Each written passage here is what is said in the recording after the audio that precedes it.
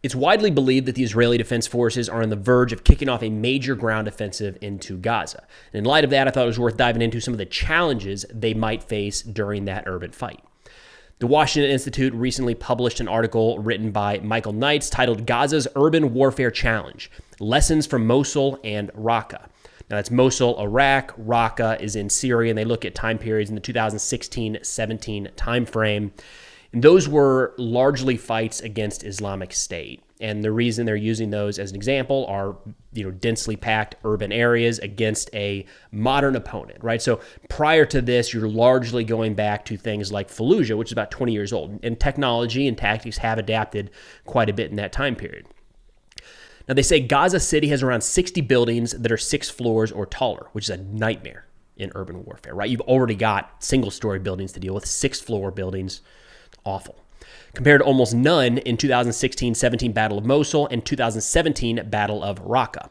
Hamas also has invested a huge effort in developing military tunnels under the Strip, expanding the potential battle space to an unknown extent.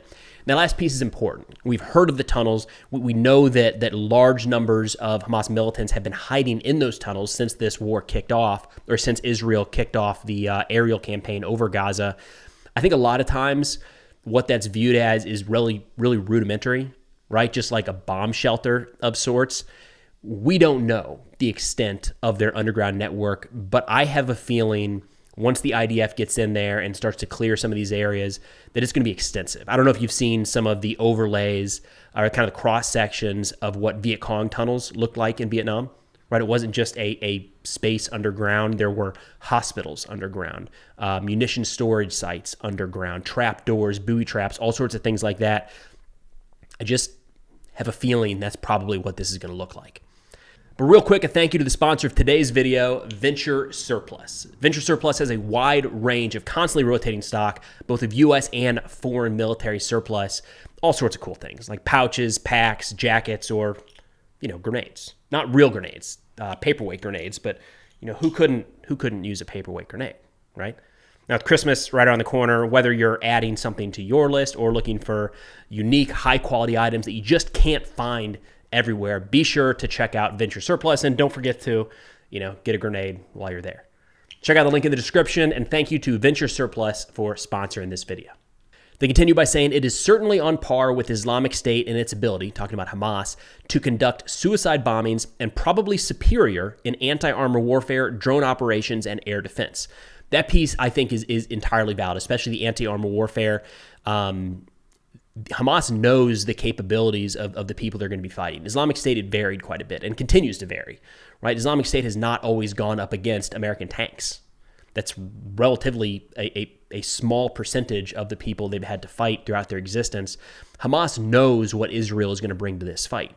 And when we talk about the air defense and drone operations, that's something that has just, the technology and the tactics there have changed so rapidly that it's not a fair comparison looking at 2016-17 Islamic State to current day Hamas. I mean, we've already seen that play out, right? Hamas used drones in their attack in Israel on October 7th. So we know that that's going to be a part of this. That wasn't as much of a capability for Islamic State. They still had drones. Likely, we're going to see a lot heavier use by Hamas than by Islamic State. They say while Islamic State had around 2 years to prepare Mosul and Raqqa's defense, Hamas has had 15 years to prepare a dense defense in depth that integrates subterranean, ground level, and above ground fortifications, communications tunnels, emplacements, and fighting positions, as well as potential minefields, improvised explosive devices, explosively formed penetrator anti-armor mines, and buildings rigged as explosive booby traps. So to go back to what is Hamas trying to get out of this? What were they trying to achieve by attacking into Israel on October 7th? We know, they did not have the capability to dismantle the entire Israeli government, right? So they had to have recognized, had to have known that Israel was going to be coming into Gaza. They, in some ways, forced the Israeli hand. It's going to be very, very hard for Israel to not push in a ground contingent and try to clear out all of Hamas. So you have to imagine that if Hamas decided this date of October 7th to kick that off, that leading up to that, they have prepared the battlefield with, IEDs, maybe some mines, set fields of fire, again, booby trap buildings, probably. You could imagine that some of the areas that look like clear staging areas or rally points for Israeli defense forces could very well just be entirely rigged with explosives to detonate as soon as they move inside. They say Hamas is holding more than 100 Israeli and foreign hostages, getting into the civilian factors in the battlefield. That number's higher. I think the most recent we've seen is closer to 200. Hamas has put out that a couple of them may have been killed in strikes, but estimating closer to 200 is probably the most accurate in this sense. But then they talk about the Gaza residents, which is a bit of a change from what forces had to deal with in Raqqa and Mosul, where there was some local support for Islamic State, but by and large, a lot of the local population left and wanted Islamic State out of there. That's not necessarily the case in Gaza. They say the attitude of Gaza residents is uncertain. At least some of Gaza's citizens may be inclined to remain in urban areas willingly or even support the group actively or passively.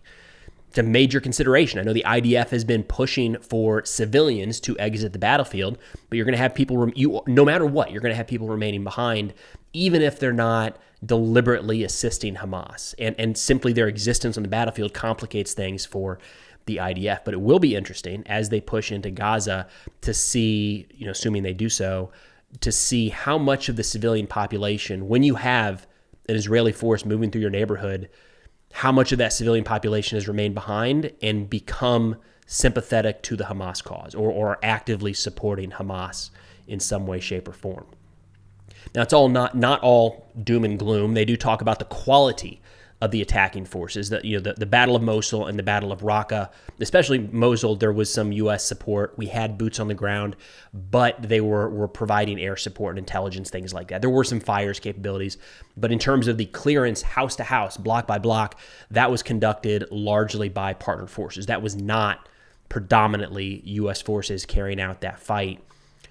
And they talk about how the IDF is probably better prepared for this fight than Iraqi forces were in Mosul and then Syrian defense forces were in Raqqa. They talk about how Gaza is a territory, the IDF is familiar with Gaza. They have a lot of intelligence tied to Gaza, and they've been watching everything that has to do with that territory. Now, counter to that is if Israel has this, in-depth intelligence network focused around Gaza, how did they miss the terrorist attack on October 7th? And, I think it's still a little bit early to be able to dial in exactly what went wrong there, but that doesn't remove the experience that Israel has in and around Gaza. So again, just at baseline, there is more Israeli experience around Gaza than there were with some of these other forces going into Mosul and Raqqa. Now, the article veers into a direction of what we, like the international community, needs to be prepared for as this thing kicks off. They say destruction of urban areas is almost unavoidable. Every urban battle eventually becomes a choice between saving the physical environment and saving the lives of friendly troops. Which way do you think that's going to go? Right? And we've seen this play out recently in Ukraine. If you look at the Battle of Bakhmut, the entire area was just completely leveled.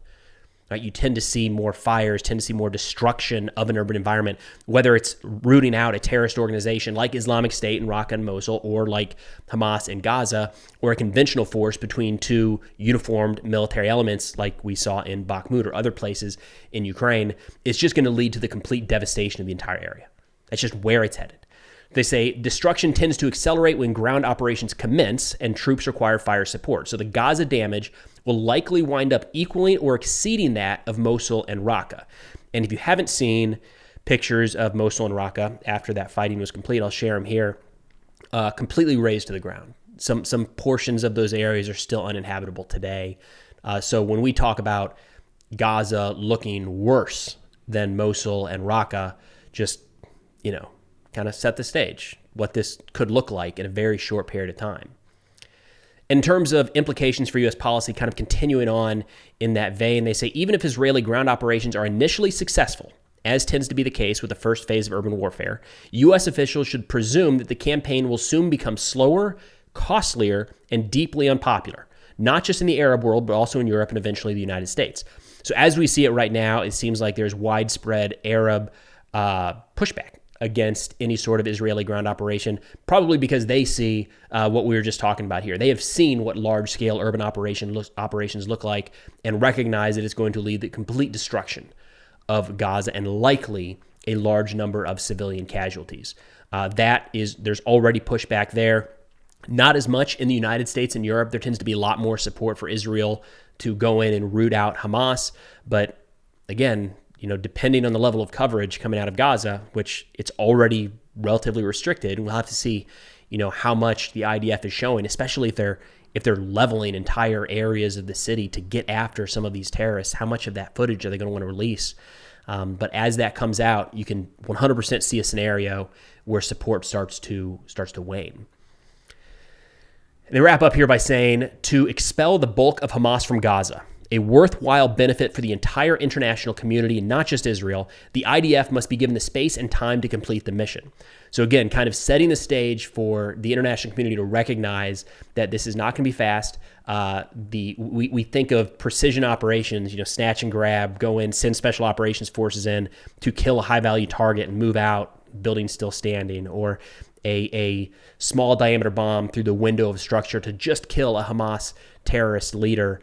Like, that is going to be a portion of it for sure. But Hamas likely at this point has fortified the bulk of Gaza City, if not all of Gaza itself.